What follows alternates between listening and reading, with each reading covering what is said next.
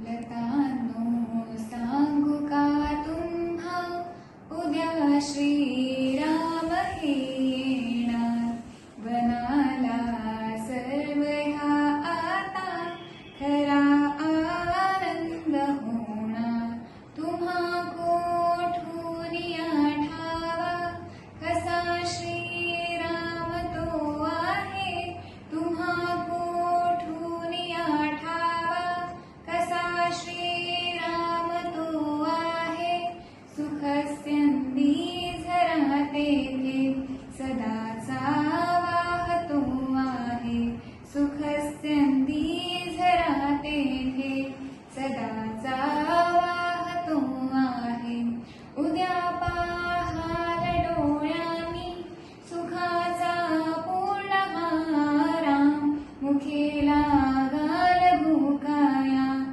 जय जय जय जय श्रीराम. श्रीराम. काही माणसं ही कवितेसारखी असतात.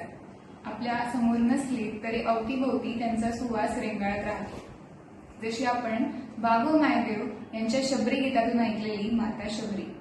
तर माता शबरी तिचं संपूर्ण आयुष्य प्रभू श्रीरामचंद्रांची सेवा करण्यात जगली.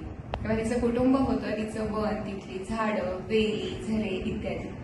जसं माता शबरी प्रभू श्रीरामचंद्रांना पहिल्यांदाच बघणार होती तसं तिचं कुटुंब सुद्धा त्यांना पहिल्यांदाच अनुभवणार होतं.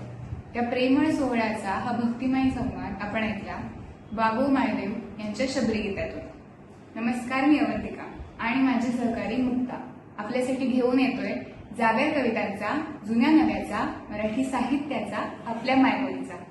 जावेर कवितांचा हे आपलं नवीन मराठी चॅनल, ज्याच्यामध्ये आपण ऐकणार आहोत कुसुमाग्रज, शांता शेळके, मंगेश पाडगावकर, इंदिरा सन, कृष्णशास्त्री चिपळूणकर, बाबू मायदेव यांच्यासारख्या अनेक दिग्गज लेखकांचं साहित्य आणि कविता.